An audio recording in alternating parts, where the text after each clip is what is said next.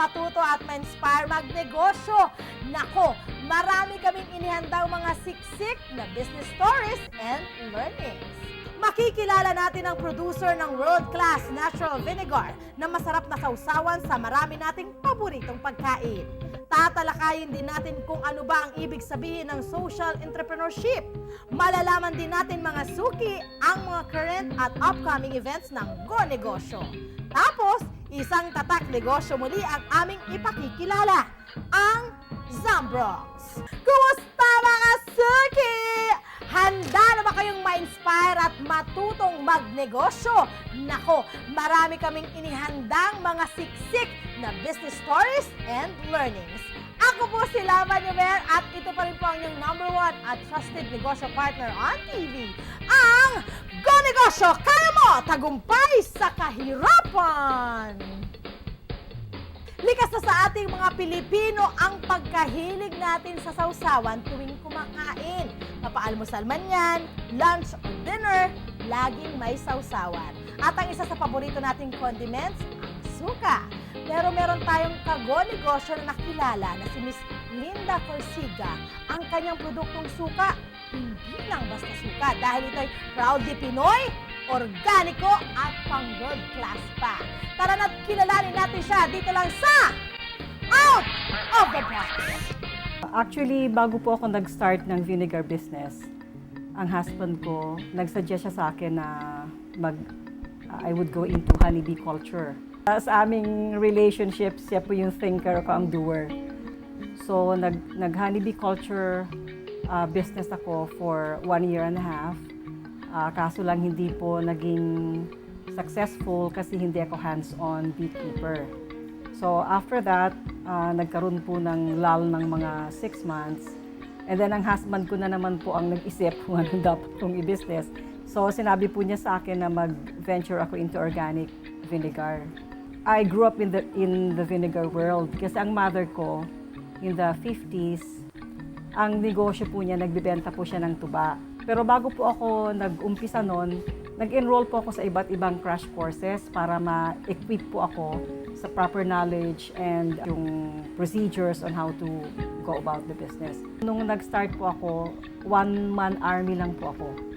So ako po yung naghuhugas ng bote, ako ang nagpa-pasteurize ng vinegar, ako ang nagba-bottle, ako ang nagle-label at saka cap sealing, kasama po ako ng driver pag-deliver. Meron ako isang friend sa Opta na nag-suggest sa akin na bakit hindi mo gawin specialty vinegar yung products mo. Hindi lang yung isa, kundi parang gumawa ka pa ng ibang variants using herbs and spices na available sa Philippines or sa locality. So, from classic vinegar, nag-evolve po yon into 5 variants. The vinegar with chili and ginger, the vinegar with garlic, virgin vinegar, yung po yung variant na meron pong mother of vinegar sa loob. The vinegar with raw wild honey. Yun po yung ginagamit sa paggawa ng salad vinaigrette or salad dressing. Since 2004, we have been exporting to the US. Pero in 2009, nakapasok po kami sa Whole Foods, which is the largest organic and natural food stores in the US. Now, sa Japan naman po, we have been exporting since 2007. Pero isang variant lang po, yung vinegar with honey lang. #1 challenge is financing. Nag-umpisa lang po ako sa kamalig. Now, when BFAD came, kasi nag-apply ako for license to operate or LTO, ang sabi po sa akin ng BFAD, hindi daw pwede yung kamalig. If you're going into food manufacturing business, you have to have fermentation area, washing area, cooking area, packaging, and everything. So, nag-start po lang po kami sa maliit. Ang problema doon, kung wala kang pera, mahirap, no? So, nag-loan po kami para maitayo yung fermentation area. And another challenge is the people working for you, especially yung mga tuba suppliers. Kasi sa marketing, I joined trade fairs and exhibits. Doon ko lahat na kilala yung aking clients. Ang vinegar po namin and the other products products are certified locally by OCCP, Organic Certification Center of the Philippines. It's also certified by OCIA for the US market, so my USDA certification kami. It's also kosher certified. And then by next month, I think, someone from Europe will be coming over to do inspection for organic certification for the European market. Ang pinaka-importanting component of the business is nakatulong kami sa community. Yung mga dating jobless na tuba suppliers, everyday meron na silang income. We're also involved in feeding program doon sa mga undernourished children dito sa Barangay Elementary School. We also give them mga sports paraphernalia para ma-develop yung sports activities nila. And then during Christmas, we do Christmas giveaways to the whole barangay para to share our blessings. No? Ang advice ko po yung kung papasok po kayo sa business, alamin po ninyo kung ano yung papasukan ninyo. Go into something na mag-e-enjoy po kayo. Mag-aral po kayo. Hindi po yung basta na lang kayo papasok na wala kayong knowledge sa papasukan ninyo. Lumapit po kayo sa DTI, sa DOST kasi matutulungan po niya kayo sa financing, sa pag-set up ng business, marketing. So, dapat po hands-on. Yun po ang importante, hands-on po kayo. Sa kapag medyo masenso na po kayo, medyo tutulong po kayo sa mga less fortunate, yung mga taong nangangailangan ng tulong sa barangay ninyo or sa town ninyo. Nakakatakam naman yun at nakaka-inspire. Isipin mo ha, ang kinakain mo ay healthy. Di ba bonggang-bongga? At ito pa, ang sukang niya ni Mrs. Corsiga, pwede rin sa seafoods, di ba? Sa hipon, parang sa crabs, o di ba bongga yun? At sa mga inihaw na isda. At ang pinakabongga sa lahat, partner yan sa chicharon perfect. Yum, yum, yum. Har! At bago pa tayo magkagutuman dito, nako, sa aming pagbabalik, alamin muna natin ang ating mga past and future events ng Go Negosyo. Dito lang sa Go Negosyo, kaya mo tagumpay sa kahirapan.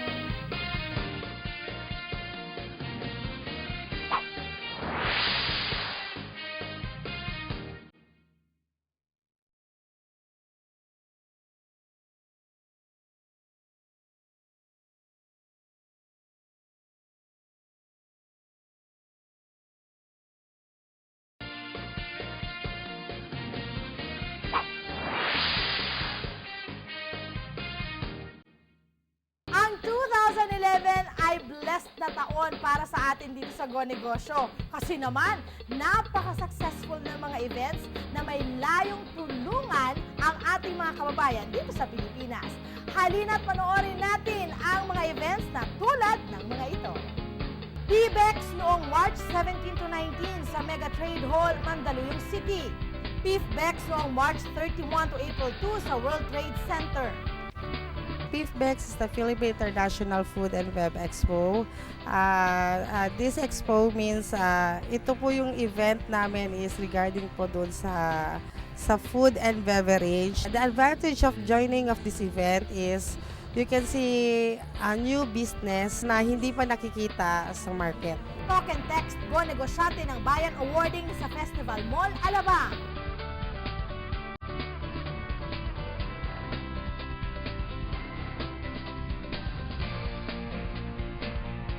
Groundbreaking ng Santuario de San Ezequiel Moreno at ng Villar Sipag Center sa Las Piñas City.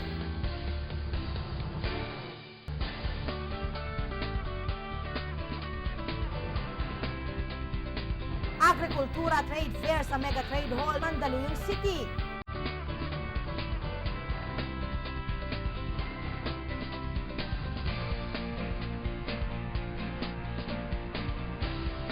Kahit noon pa hanggang ngayon, ang objective is finally to bring out the products of our farmers, fisher folks, and upland dwellers so that they can be linked to the market. At the same time, they can be assisted in terms of more product development, product certification, and ultimately exposing them to some other investors. Isama din natin sa ating mga kalendaryo ang City Moti. Ang City Moti ay isang award-giving body na pinangungunahan ng Citibank para sa Micro Entrepreneur of the Year.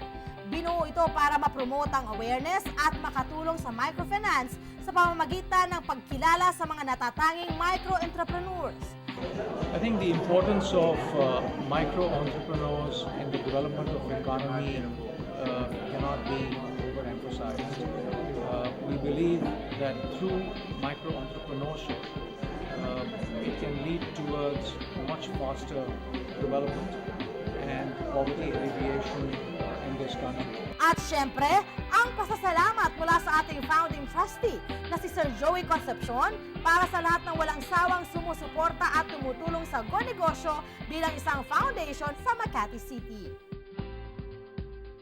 This event, this evening is really for all of you entrepreneurs who have really helped us really find our purpose in life. I mean, in exchange, I hope all of you will join this advocacy in a way of really found also your purpose. Wag na wag din po nating palampasin ang mga upcoming events ng ating partner sa advokasya, ang British Council Philippines.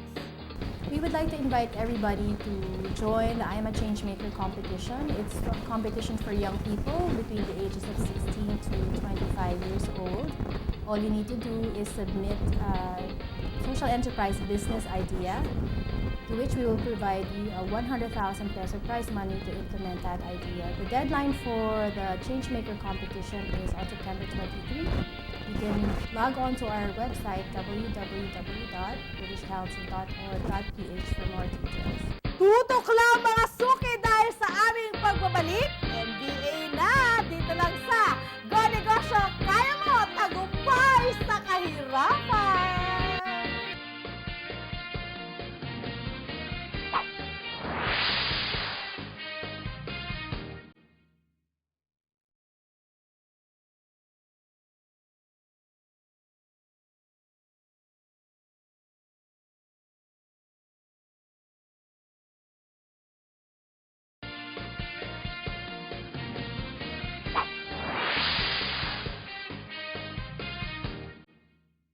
Hoy mga suki! Alam niyo po ba yung term na social entrepreneurship? Abay kung hindi pa, ito na ang inyong pagkakataon na malaman ito dahil makakasama natin ngayon ang ating kaibigan from British Council Philippines, si Miss Anna Tan, na magpapaliwanag sa isang napakahalagang aspetong ito ng pagnenegosyo. Yung social enterprise is a business that has been set up to tackle social problems in the communities. It aims to provide upliftment to people's lives, and in essence, nandyan siya talaga to address a need of a marginalized section of the community. It could be persons with disabilities, for example, o kaya it could also deal with problems of the environment. It could also deal with providing opportunities for people who don't have that much chance in life. So, yun in essence, in broad essence, yung pinaka-meaning ng social enterprise. It's a business specifically set up to address a social problem. The word social enterprise was actually coined in 1978 by a person in the UK named Freer Speckler. Si Freer Speckler ang unang nag-coin ng word na social enterprise na ginamit niya sa isa sa mga papel na sinulat niya, no? In fact, noong 1978, 20 years after that, he built the Social Enterprise Coalition or Social Enterprise Europe in the UK. Ang naging partner niya doon, si Cliff Southco, who incidentally has been to the Philippines already to deliver some of the workshops for British Council on Social Enterprise. So, sa isang bansa kagaya ng Pilipinas na napakaraming problema, yun ang ginagawang oportunidad o pagkakataon ng isang negosyante para gumawa ng negosyo na nagbe-benefit hindi lang para sa kanya o hindi para sa community in general. So, ang difference, ang pagkakaiba ng isang social enterprise sa isang commercial business, halimbawa, ang commercial business, ang nagtayo nito, yung negosyante o yung businessman, profit ang makukuha sa kanya at sa kanyang mga shareholders. So, pag kumita yung negosyo, paghahati-hatian nila yung pera. Whereas, yung social enterprise, in essence, was built specifically to address a social problem. Dahil negosyo pa rin siya at magkakaroon siya ng profit, either ihahati yun, bibigay yun para sa community, pwede rin yung i-keep ng negosyante to sustain the business. Profit ang pinaka-bottom line niya. So, pwede siyang for under the arts, pwede siyang environment. So, iba-iba siya talaga. As long as you're addressing a social need and you're trying to tackle a social problem, you can be classified as a social enterprise. It would be Rags to Riches. It was started by a young woman named Peace Fernandez Ruiz. She was able to help yung mga nanays in the community by asking them to make bags out of rags that were designed by premier designers in the country like Amina Aranas and Rahul Laurel. So that's one example of a successful social enterprise. And it's different from a charity kasi ang charity, umaasa ka sa dole-out at saka sa grant. Ang social enterprise, bagamat siguro sa umpisa, kailangan mo ng kapital or pumiram o meron kailangan bigay sa'yo to start it up. Pero ang pinaka-principle niya is because it's an enterprise, it should be eventually self-sustaining. Miss Anna, thanks very much! At sana mga suki, na-inspire kayong maging isang social entrepreneur. Sa ating tatak negosyo mamaya, isang business na nagmula sa pagmamahal sa isang bagay na akala ng iba walang value. Dito lang yan, sa Go Negosyo, kaya mo tagumpay sa kahirapan. Mga suki, lalo na sa kabataan, magkita-kita tayo sa September 23, 2011 sa World Trade Center, Pasay City para sa inaabangang Young Entrepreneur Summit. Ma-inspire at matuto ka sa mga big time nating kago-negosyo na sina Mr. Joey Concepcion. Hindi lang yan, pwede ba kayong matuto at makakuha ng mga business ideas sa mga forums at seminars sa more than 400 exhibits? For more details, mag-log on lang sa www.gonegosyo.net or facebook.com/gonegosyoofficial. See you there sa Young Entrepreneur Summit, the power to move up!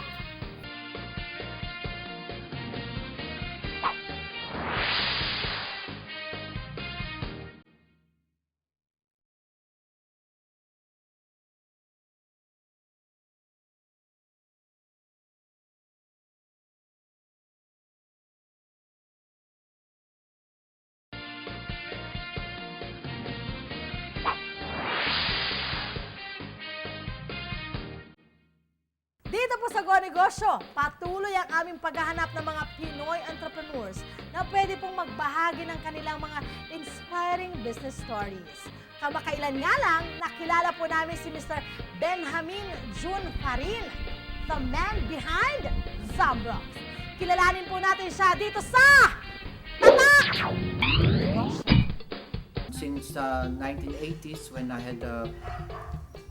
I started managing the resort, I was thinking of ways or products that I can use for souvenirs in this area.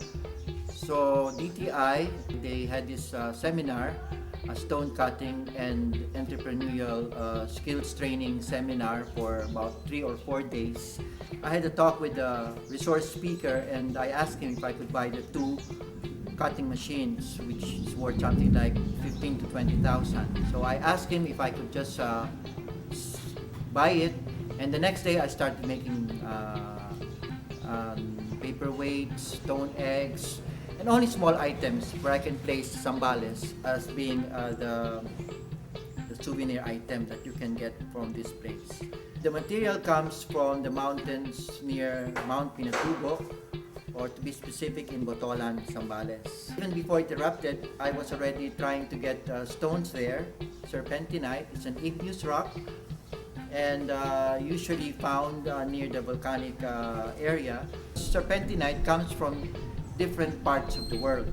We even have serpentinite from Germany. I had a chance of dealing or having a joint venture with a German partner. He was the one supplying me also of the stone cutting machines. But after 2 or 3 years, maybe he wanted to get into another business. He just left the things with me, all the machines, and that he just told me that to just get on with it. So I started joining other trade fairs like the National Trade Fair, and I won the first award, which is the best product display and the best designer. Kailangan we have to spend so much for these trade fairs kasi that's the only way to expose the stone. Kasi kung dito lang sa shop ko, walang makakakita nito kundi mga taga-iba lang. At first, I joined yung pupunta ako dun sa Green Hills. Di ba, may mga tiyanggi-tiyanggi doon. Pupunta ako doon. There will be a time or a day na ako nagbabantay doon, and really, sometimes you'll get discouraged because there was a time I was able to sell only one small keychain for the whole day. Kaya minsan, I wanted to give up already. Ayoko na, sabi kong ganon. Kasi ang hirap din, you bring all these items, pupunta ka sa Manila, dala-dala mo, bit-bit mo yung... Kasi when I was still younger, bit-bit ko yung bag ko, dala-dala ko lahat ng samples ng stone, papakita ko sa mga designers, meron silang correction, babalik ko na naman dito, gagawin na naman yung correction, babalik ko na naman doon. So, mahirap talaga. Napaka-sisi. Na kailangan talagang very yung pagkakakat, skwalado, at saka and at that time yung mga workers ko naman from the Visayan. Yung pala workers ko came mostly from Cebu. Kasi Cebu is noted for their stone cutting talaga, ang Cebu stones. So doon ako kumuha, minsan mga pati pamilya nila, inaano ko na rin, pinatira ko na rin doon sa factory doon sa likod. So there are a lot of ups and downs. Marami talaga hindi ganun kadali to get into this business. Kasi especially if it's a pioneering business, as I call it. Kasi ito yung first time na material galing sa Botolan, tapos it's the only kind here in Zambales, or at least sa buong Pilipinas. Kami lang ata ang gumagawa ng serpentinite stone dito sa iba. I'd like other people or other business entrepreneurs to follow suit. Ibig sabihin, kagaya sa Botolan, where it comes from, ilang beses ko na kinakausap yung mayor ng Botolan to come up with natawag dito isang grupo ng mga stone cutters, kasi yung mga ITAS naman very cooperative na magbili. Kasi syempre, kahit sa manggaling ng bato, basta mabibili mo sa kanila, sila yung tipong isasako-sako yung bato para i-deliver lang sa'yo. Kung talagang marami kami na stone craft businesses dito sa Zambales, mas marami kaming makukuha ang market. I also like to help the ITAS, or even even if they're not ITAS, the stone gatherers na nasa bundok. Kasi yung mga bato naman na kinukuha ko, actually walang value yan. Nagkakaroon lang ng value yan pag ginagawa na namin as products. In business, you always think of some unique way or unique products to sell to the market. Ang aking vision na sana, in the future, magkaroon ng marami pang mga ibang business entrepreneurs who would get into the business. Na kailangan pag nasa business, talaga hands-on ka sa business na yan. Hindi mo pwedeng mga workers lang ang pabayaan mong gumawa. Kung pwede lang, alam mo din kung paano ang gawa nila. So, ganyan din sa ibang mga businesses. Whether it's a food or whether it's what other kind of handicraft business, you have to know the business by heart. Personalize with your relationship with the customers. Tsaka personalize din yung sa mga tao mo, yung gumagawa. And also look at their problems. Tsaka patient. That's one. Patience din. Kasi kung hindi ka pasensyado, talagang ilang beses ka nang magsasara talaga pag sa business. Look at that, Sir John! Ang galing mo talaga. Isipin mo, sa dami po ng challenges na inyong na-encounter, napakatatag nyo para kayong rock. Kaya naman ngayon, sing precious na ng serpentinite ang inyong negosyo. Love it! Whew! Ang bilis ng oras, ano po? Tapos na ang ating kwentuhan, pero huwag kayong mag-alala. Babalik din po kami. At sana naman ay nalibang kayo at na-inspire sa ating chikahan ngayong araw. Muli, ako po si Lava Nuver. Magkita-kita tayong muli sa susunod na linggo. Dito pa rin sa inyong #1 at trusted negosyo partner on TV, ang Go Negosyo. Kaya mo! Tagumpay! Sa kahirapan!